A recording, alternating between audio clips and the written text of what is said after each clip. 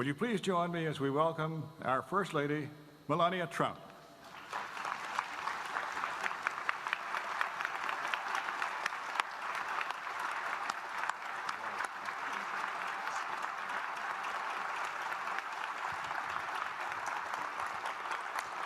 Thank you, Congressman Rogers. It is an honor to be with you. Today, we come together to address an issue that is close to all of our hearts, saving Americans from the disease of opioid addiction. Before I begin, I want to thank members of law enforcement for all they do to protect us each day.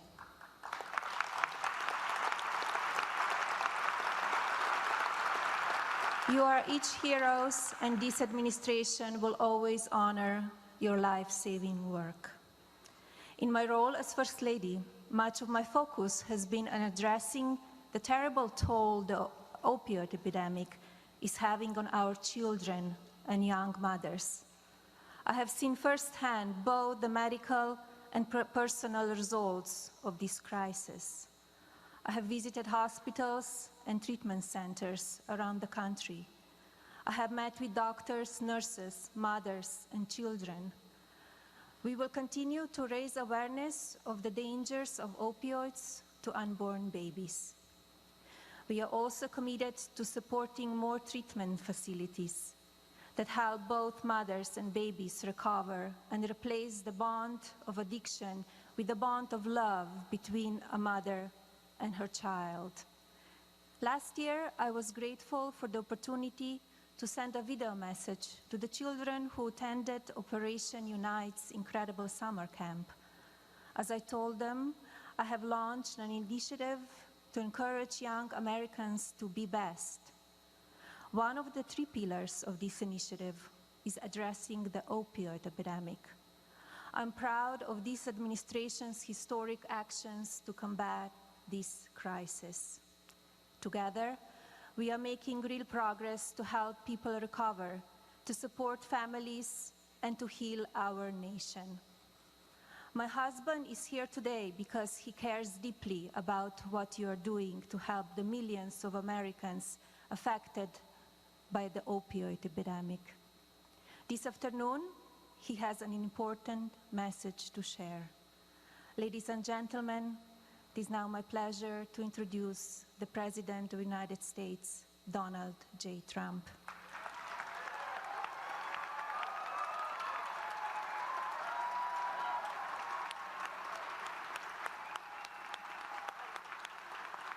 And I'm proud to be an American, where at least I know I'm free.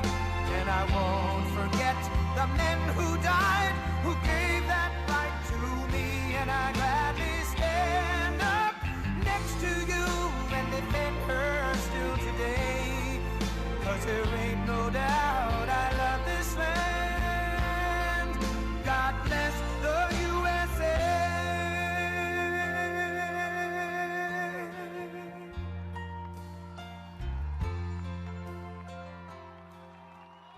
We love that song.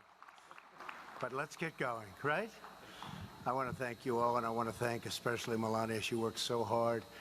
And those moving words, even though it is from your wife, so she's maybe a little bit prejudiced in that way, but I will say that she is a hard worker and has a profound commitment to building a drug-free future for America's children. We're going to do it, too. We're going to do it. Made a lot of progress.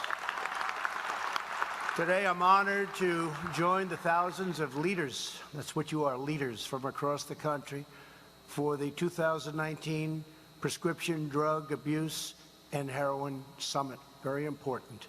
Everyone here today is united by the same vital goal: to liberate our fellow Americans from the grip of drug addiction and to end the opioid crisis once and for all. It's happening. It's happening. That's happening. I want to recognize the founder of Operation Unite for his unwavering community service, for his incredible commitment, and to address this critical issue, Congressman Hal Rogers, a friend of mine for a long time, and I want to thank you very much, Hal, wherever you may be. Thank you, Hal. Good job. Very dedicated guy. We're also grateful to Operation Unite's president and CEO, Nancy Hale. Okay. Thank you, Nancy. And thanks also to an outstanding public servant, a man who works day and night. No matter when I need him, he's there. I'll call him at the strangest hours. He's always there working. Secretary Alex Azar. That's really great, Alex, what you're doing. Thank you. And CDC Administrator Dr. Robert Redfield, who is helping us to eradicate HIV/AIDS by 2030. And we're there. We're going to be able to do that. People are shocked. Please stand up, doctor. It's so important. I said that recently in a speech. We will eradicate AIDS by 2030. We've made such incredible progress, and they didn't know what I was talking about. They couldn't believe it. They came up to me after the speech, doctor. They said, "Do you mean that?" That's right. We're going to have it eradicated by 2030. Thank you very much, doctor. Very important. Also with us is the lieutenant governor of this great state, a friend of mine and a man who has worked so hard with Brian. The combination of Jeff Duncan and Brian has been pretty much unbeatable. They're doing a fabulous job. Jeff, thank you very much. Jeff, where are you, Jeff? Jeff, thank you. Stand up, Jeff. Great job. Really great job. Mrs. Duncan, thank you very much. And the Georgia Attorney General, Chris Carr. Chris, thank you. Tough guy. And he's in there fighting for us, I know that. As well as members of Congress, Rick Allen, Drew Ferguson, Barry Loudermilk, and Jody Heiss. We have them all. We have them all. That's a pretty unbeatable group. We've been doing okay together, haven't we, huh? We've been doing good. To all of the people in this room who serve every day on the frontiers and front lines of this crisis, and a crisis it is, you have earned the gratitude of our entire nation. You may not even know it, but our nation loves you, and they love what you're doing. Thank you very much. You are the first responders who bring patients back to life. You are the law enforcement officers who bring drug traffickers to justice. You are the doctors, nurses, and counselors who give struggling citizens the hope and solace and strength to build a brighter and brighter future. And you are the families and faith communities who help thousands of Americans overcome addiction for a new life of freedom. My administration is deploying every resource at our disposal to empower you, to support you, and to fight right by your side, and that's what we're doing. We will not solve this epidemic overnight, but we will stop. There's just nothing going to stop us, no matter how you cut it. I know some of the people in this room, nothing stops you. Nothing stops you, I can tell you. We will never stop until our job is done. And then maybe we'll have to find something new. And I hope that's going to be soon, but we will succeed. We have results that are unbelievable. Numbers that I heard 2 weeks ago that I was shocked to hear. We're making tremendous progress. Each year, more than 70,000 precious American lives are lost to the opioid and drug crisis. And in my opinion, the number is much higher than that. To protect all Americans, my administration declared the opioid epidemic a nationwide public health emergency. A big step. Since then, we have secured a record $6 billion in new funding to combat the opioid crisis, and that's the most ever, and we're going for even bigger numbers this year.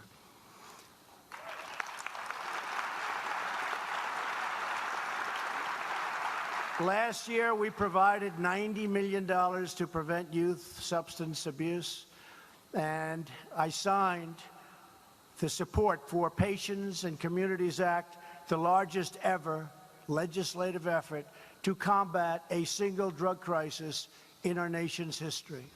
It's the largest ever. Following the recommendation of my Surgeon General and many others, last year the distribution of the overdose reversing drug naloxone increased by over 1 million units. Pretty amazing stuff. To expand access to treatment, recovery, and other crucial activities and services all throughout our nation, we have given opioid response grants to states totaling a record $2 billion. We are now allowing states to use Medicaid funds to pay for residential treatment facilities, and they're being built all over the country. In my first year in office, the number of patients receiving medication-assisted treatment at community health centers increased by 64%. No other president did that. No other president. We have no choice. We have no choice. We passed the CRIB Act to expand treatment for mothers and their babies who are born physically dependent on opioids. For our nation's veterans, we are improving pain management with over 43,000 fewer veterans on opioids since January 2017. Think of that, 43,000. 23,000. And by the way, for the veterans, 45 years they've been trying to get it. As you know, just recently I signed Veterans Choice, where a veteran can go, and if the wait is going to be days or weeks or months, which it used to be, they go out and see a private doctor. Take immediate care. We pay for it, we take care of it. And it's been an incredible, it's new, and it's been incredible, the difference it's made. And just months ago, I signed bipartisan criminal justice reform into law. Among other critical changes, the First Step Act provides addiction treatment to Americans in prison. And I'm pleased to report that in just 4 months, more than 16,000 inmates are participating in new drug treatment.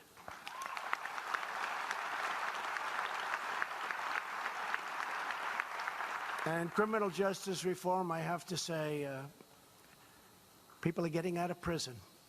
And since our founding, they were having an impossible time getting a job. But because our economy is doing so well, perhaps the best it's ever been in our history, best unemployment numbers in history, best everything. Because of this, prisoners getting out are signing in, they're getting jobs, and I can tell you that those employers, because I speak to a lot of them, are thrilled. They had no idea. I'm so proud of that. So the great economy has made it much easier. They get out, and then they have to prove themselves. They never got a chance to prove themselves. Now they prove themselves, and they are doing a spectacular job. Not all of them, but there's nothing all about any of us. But they are doing a spectacular job. So I want to thank all of you, and I want to thank Congressman. I want to thank you for helping me with that, because you were very instrumental. Thank you very much. Thank you. The Department of Labor is expanding federal efforts to help recovering Americans find a great job in our soaring economy. As a result of our historic economic boom, also, we are lifting up all Americans from all walks of life, including those who have endured the pain of addiction. They're getting a second and third, and in some cases, a fourth chance. And they're making it. They're making it. And they really have something to live for. Some of them say, we love getting up in the morning, we love going to work, we love our job. And if they don't like the job because of what's happened, it's a miracle. All over the world, they're talking about what's happened with our economy. If they don't like their job, they have choice also, like the vets. They have choice. It's choice of going out and finding a different job that they like better. Big impact. Last year, a record 73% of the new jobs went to people who were out of the workforce and are now coming back to work for the first time in many years.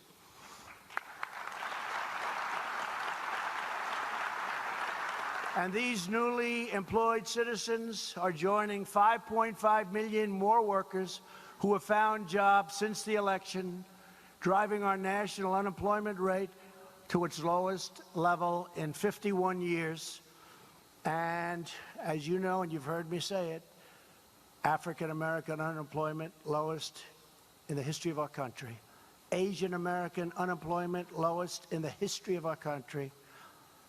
Hispanic American unemployment lowest in the history of our country.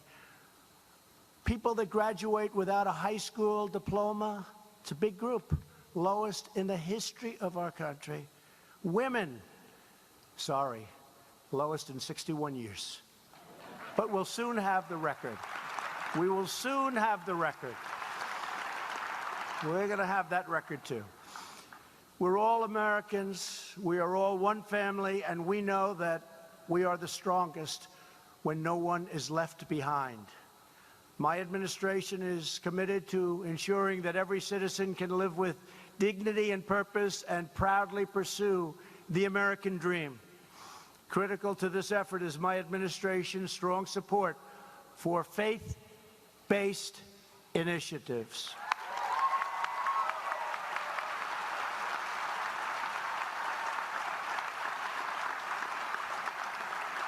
America is a nation that believes in the power of prayer and the strength of fellowship, and we believe in the grace of God, and we're proud of it. Here with us today is Dr. Monty Burks. 19 years ago, Monty turned his life around when two women of prayer from his hometown church helped him to get on a path to recovery. Now Monty works for Tennessee's, what a great state, Department of Mental Health, and is director of their faith-based recovery initiative. Monty, please come up and tell us a little bit about your work.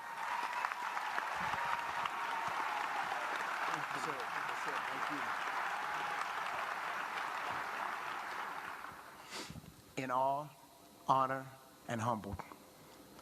The opposite of addiction is relationship. That simple equation is what helped me find my freedom. Criminal justice intervention led me to treatment, which led me to recovery, which put me on this podium. I've been blessed to serve under Commissioner Williams and Commissioner Varney passed before. They took a chance on a broken and bruised person who had been touched by the system, but they knew that I had a purpose, and my purpose was to use the pain that I'd went through to help other people not have to go through the same thing that I'd went through. You see, recovery is real. We do recover. We do recover.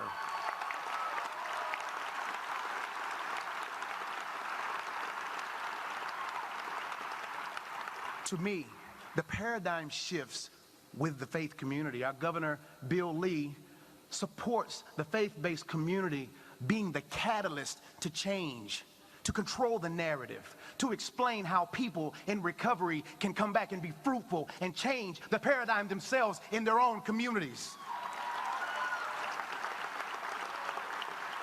Employers trust the faith community. We go back to work, not just for a job, but for a career, so we can go back and lead as peers, so those who were behind us crying in the wilderness will have a second chance to stand before a podium like this and tell you that, yes, recovery is real. We do recover.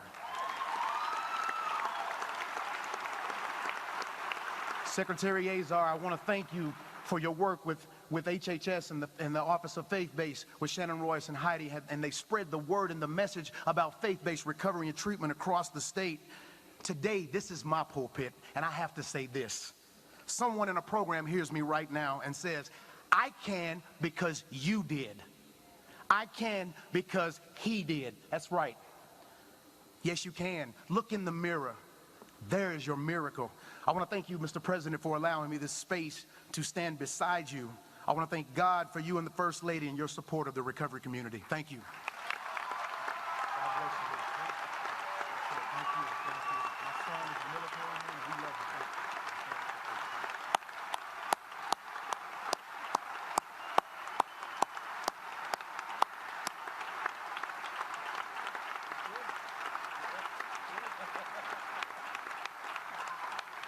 Ah, that's great, Monty. You know, he had this beautiful speech written down on his iPhone. This is the new way of doing it. And he never looked at it once. That's a pretty good job. Thank you very much, Monty. Appreciate it. Fantastic. My administration has also embarked on an unprecedented effort to shut down online criminal networks, crack down on illegal international shipments, and stop the deadly flow of drugs into our country.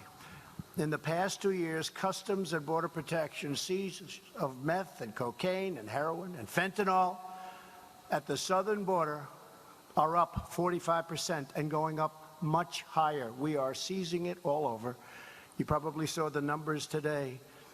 We are detaining, capturing, call it anything you want, more people than ever before. Some of those people are not people we want in our country. And I will say Border Patrol has been incredible. There's never been a march up that border like there is today, up throughout Mexico. Mexico is starting to detain and bring back to their country where they came from. But a lot of it is drugs, and drugs are being gotten by us. We are stopping the drug flow as much as we can. Soon, we're going to have a wall that's going to be a very powerful wall. It's under construction. The media doesn't like talking about it. The media doesn't like talking about it. It's one of many things we're doing, but when that wall is finished, we intend to have almost 400 miles of wall built by the end of next year. We're probably ahead of schedule a little bit. That'll have a tremendous impact on drugs coming into our country. And we have many other things, including the finest equipment that you can buy. Hundreds of millions of dollars of the best drug detection equipment you can have. And I always say this because as good as that equipment is and its genius, the greatest equipment in the world is a dog. Dogs, a certain type of German Shepherd in particular, dogs do a better job than $400 million worth of equipment. Can you believe that? Only the dog lovers would understand that, right? No, it's true. I said to the Border Patrol the other day, they were giving me a little bit of a rundown on the equipment, and you know, it's hundreds, we're close to $500 million worth of equipment at the ports of entry. I said, how does this compare to those great dogs I saw? They say, sir, honestly, the dogs are better. I said, you got to be kidding. It's incredible, and they showed me, and it's actually incredible. But we also have a lot of dogs, and they're great dogs, and we cherish them. Heroin alone kills 300 Americans a week, 90% of which enters our country through our southern border. We're doing everything to empower ourselves so that we can keep this poison out of our communities and away from our children. You're going to see some very, very big differences in the coming months. We're capturing people that you wouldn't believe. And if you remember when I announced that famous run, when I came down, I'm sure nobody saw this, when I came down the escalator with Melania in her white dress. I don't think anybody saw that. But I made a very strong statement about the border. And I was criticized. They said, oh, it's not that bad. Well, let me tell you, that statement was peanuts compared to reality. Peanuts. It was small time compared to reality. But we are confronting reality and confronting the grave security and humanitarian crisis on our southern border. And that's why I've declared a national emergency, which is exactly what it is.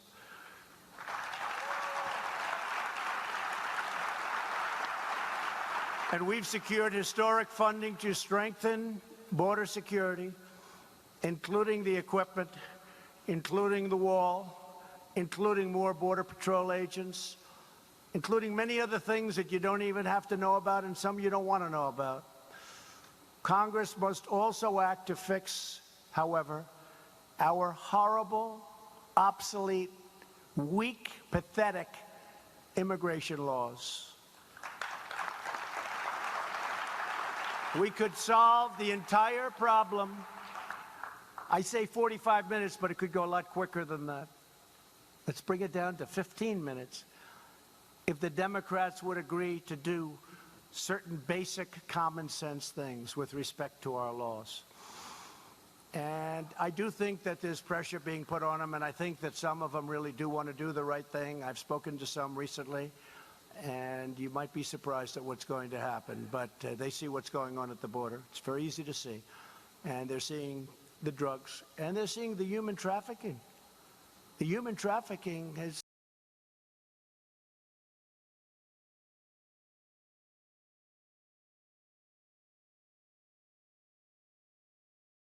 grateful to be joined by Virginia State Police Senior Special Agent Tom Murphy, who has been chasing down drug traffickers for decades. In recent years, he has seen a surge of cheap heroin being trafficked from Mexico, which is now being laced with ultra-lethal fentanyl. Tragically, a year and a half ago, Special Agent Murphy's own son died from an overdose of this kind of deadly drug, and it is deadly. Special Agent Murphy, America's heart breaks for you and for all of the families that have suffered so needlessly. No other family should have to experience the pain and the sorrow that you've endured. Would you please come up to say a few words? Please, Special Agent. Thank you.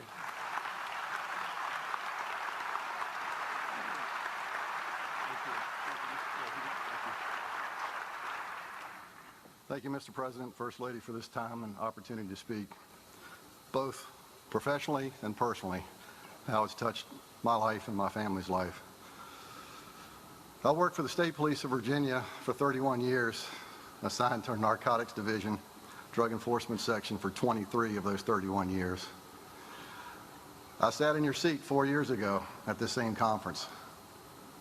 While I was here 4 years ago, my son, Jason, was battling drug addiction. His story is one that's all too common today. He grew up with ADD, depression, and was medicated at a young age. Prior to 18 years old, he started self-medicating with marijuana. He knew at 18 years old he had to move out of the house because Dad is dead and Dad's a police officer and he can't do that at home. On his 18th birthday, on the day he turned 18, he moved out of our home. He would later tell me it's the worst decision he's ever made in his life. When he did so, about a year or two later, he had a work-related injury where he severed 4 fingers from his hand. He was introduced to opioids, which was my greatest fear. I would see him around town, and my wife, and could see his physical decline.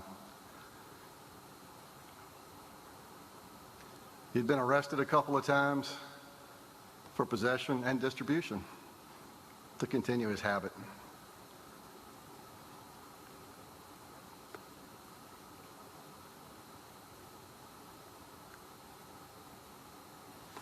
"12 days before Christmas, December 13th, 2017, 12 days before Christmas, he passed away of a heroin and fentanyl overdose. People talk about stigma associated with opioids, heroin, drugs. There is a stigma, and the stigma needs to stop.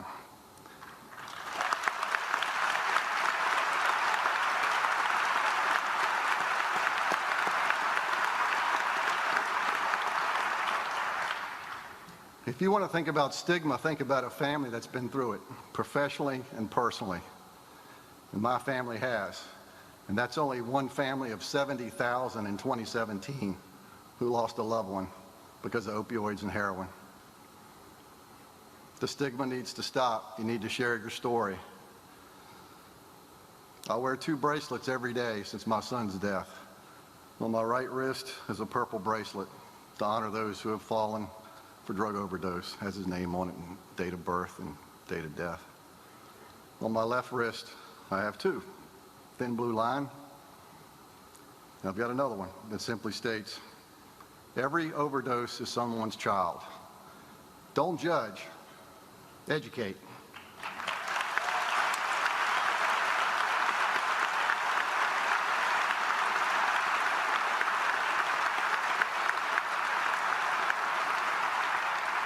So that's why we're here, and that's why you're here. You took the first initiative, maybe, if you're here for the first time, to collaborate, to brainstorm, to strategize, to figure out this problem collectively. But the message I want to convey today is, don't judge. There's 70,000 different stories that happened in 2017. You heard my son. His name was Matthew Jason Murphy. Thank you.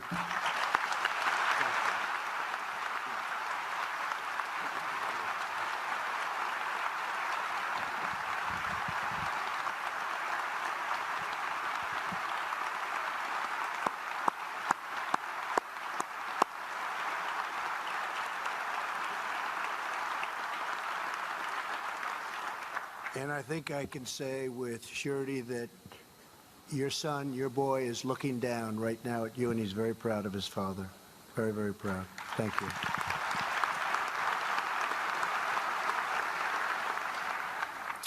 We are making great progress to stop fentanyl from coming into our communities. As a result of my negotiations with President Xi of China, doing a very big trade deal, they've announced that next week they will implement new measures to prevent Chinese fentanyl, which is most of it, almost all fentanyl comes from China, from being shipped to the United States. And furthermore, and I appreciate this from President Xi, they've agreed that they're going to make it a major crime. It's not a crime now. It's down as an industrial drug, and they're going to make it a crime, and they're going to charge people with the highest level of crime. And in China, unlike in our country, the highest level of crime is very, very high. It's the ultimate. You pay the ultimate price. So I appreciate that very much. Since I signed the STOP Act into law, our amazing Customs and Border Protection officers have stopped over 6 times more packages from reaching American doorsteps. It's a big deal. Right here in Georgia, Customs and Border Protection officers at the seaport in Savannah recently discovered an estimated $19 million worth of cocaine in a shipment of Colombian pineapples. Today, we're proud to be joined by 2 officers who helped find those deadly drugs, James Long and Derek Nobles. And thank you both for your courageous work. Where are you, folks? Where are you? Come on up here. Come on.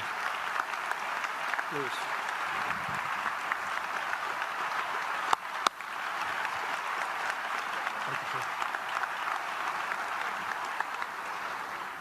Well, thank you, Mr. President. Thank you all for having us here, first of all. And again, thank you for all your support. It's been a long road, and we're glad to have the president behind us. We're glad to have you all behind us on the law enforcement side and the community itself, because you all are our biggest help with finding this. It's like finding a needle in the haystack on most days. But again, thank you all every day for your support. Thank you. Thank you, sir. You want to say something? I'm good. Thank you, sir. Did a good job. Thank you both very much. Great job. So many incredible people that I've met doing exactly what you're doing. To all of the Customs and Border Protection officers, DEA agents, and state and local law enforcement that are here today, we love you, we support you, and we are with you all the way, all the way.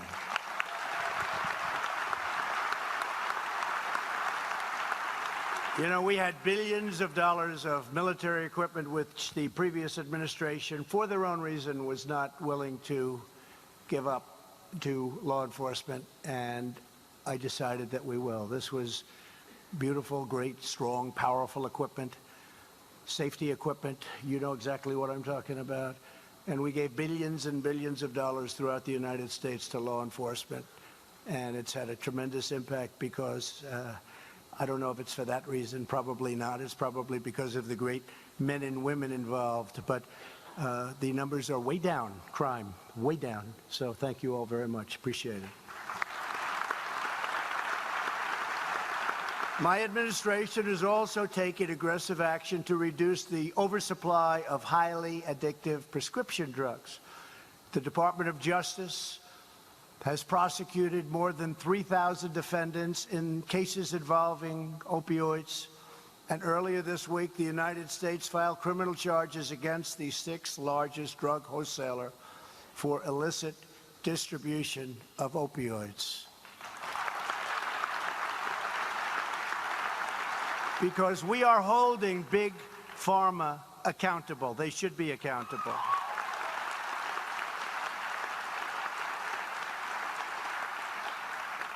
And they didn't give to my campaign. I don't want their money. They gave to a lot of other campaigns. That's a problem. But we are holding them. I couldn't care less. They've got to do what's right. Doing a lot of things. We're also working very strong on drug pricing. It's coming way down. For the first time in 54 years, drug prices went down this year. They went down a little below even. That's a big thing. First time in 54 years, and I give great credit to you, Alex, for that, you and your whole group of wonderful people. Alex was a very, very successful executive at one of the biggest of the companies, and he understood the system better than anybody, and we're lucky to have him. He has done an incredible job. Thank you very much. Many drug companies are giving European countries a better deal than they give their own country, and that has to stop. We've already informed them that's stopping. We are making sure that our great seniors on Medicare will share in the discounts given to other countries. And you know what that means. The sophisticates out there that do this for a living, you know exactly, it's a big deal. It sounds like big deal, but it really is a big deal. At long last, we're stopping the drug companies in foreign countries from rigging the system. I know all about the rigging the system because I had the system rigged on me. I think you know what I'm talking about. Unfortunately, that will be your soundbite tonight, but that's a system was rigged. But the rigging the system against our great seniors and to help doctors and scientists develop non-addictive painkillers. We have nearly doubled funding for opioid and pain research. Thank you very much, doctor. Come on, stand. He gives away more money than any human being on earth. Thank you. Great. Such an important, if we can find that answer, that's going to be a big, it's going to solve most of the problem, I suspect. How close are we? Oh, he's saying, okay. You'll get it. You'll get it. 1 year ago, we pledged to cut nationwide opioid prescriptions by 1/3. Already during my time in office, we have reduced the total amount of opioid prescribed by 34%. That's a pretty amazing number. Pretty amazing. And I'm glad to report today that drug overdose deaths are down in the various states that we polled and checked, the ones hardest hit by the opioid crisis: New Hampshire, West Virginia, Iowa, Pennsylvania, and Ohio. And they're very steeply down in 3 of those cases. An amazing achievement. When I campaigned in those states, that was the biggest thing. And nobody would think it. Unless you're really involved, nobody would think it. Over the last 2 years, our national prescription drug take-back days have collected nearly 3.7 million pounds of prescription drugs. That's 7 times the weight of Air Force One, a very nice plane that's parked about 10 minutes away. A very, very big, heavy plane. Think of that, 7 times. And the next drug take-back day is this Saturday. That's great. And finally, we know one of the most important steps to ending the opioid crisis is to prevent young people from ever using drugs in the first place.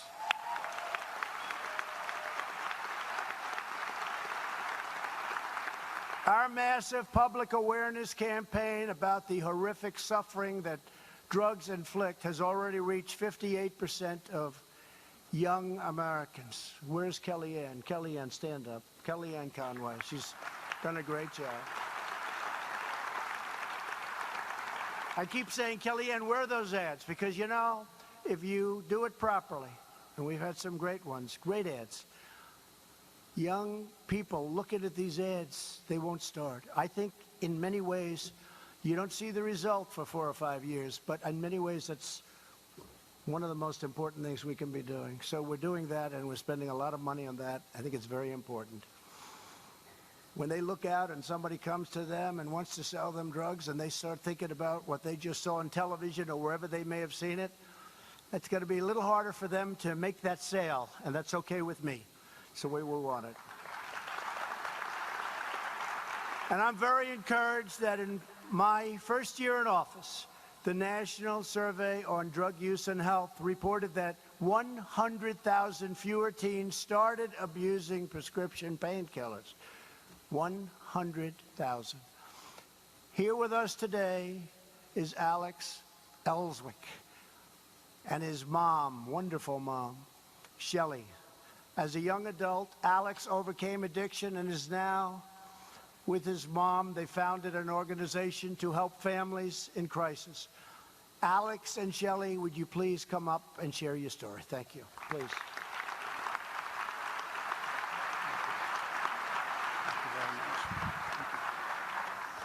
Well, good afternoon. Go Cats. My name is Alex Ellswick, and I'm a person in long-term recovery.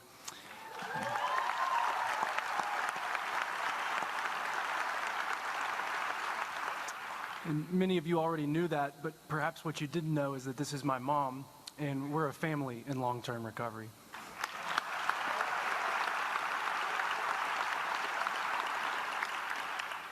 And I could tell you all about how my addiction was Groundhog Day in hell, lived over and over and over again, but we've heard enough of death and destruction for a few years now. I'd rather tell you how grateful I am to be here and how grateful I am that I get to work every day alongside my mom and my friend Amanda Fallon Bennett, doing the work with Voices of Hope to help people in recovery stay in recovery. And I'd like to use this time to say a big thank you to every single individual in this room who works tirelessly every day to improve the lives of people like me. Because Monty said it best, we do recover, and we recover together. So thank you all for being Voices of Hope.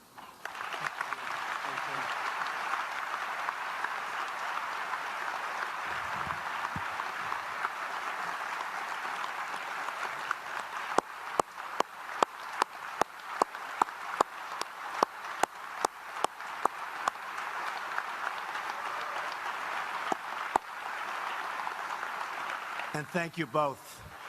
As Alex and Shelley remind us, our greatest resource in the fight against drugs is the heart and the might and the soul of the American people. We will prevail because of the courage, commitment, and compassion of heroes like all of you in this room today. You're incredible people. You are America's true source of strength. So let us resolve that together we will support, cherish, and care for our fellow citizens through every step and every challenge on their road to recovery. We will reach out to anyone who is hurting or lost or struggling, because every American deserves to know the glory of hope, the joy of belonging, and the blessings of healing. We will stand proudly behind our devoted doctors and nurses and medical professionals who work so hard, and they do so much. We will honor and celebrate the incredible men and women of law enforcement. Thank you. We love our law enforcement.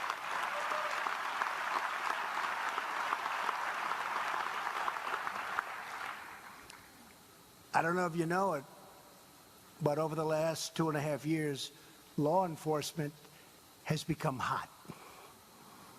They're having a little problem, right? But they're hot. People are loving their law enforcement more than ever before because we respect you. At the highest level, we respect you. And the job you do is incredible and dangerous, but it's incredible. We will strive to give every child a loving home and every home a thriving future. We will renew the bonds of family and faith that link us together as citizens, as patriots and as Americans. We will not let up, we will not give in, and we will never, ever give up on saving American lives. We will end this terrible menace. We will smash the grip of addiction. We will make our cities safe, our communities strong, and our future brighter than ever before. As one united nations, we will work, we will pray, and we will fight for the day when every family across our land can live in a drug-free America. Thank you, God bless you, and God bless the United States of America. Thank you. Thank you.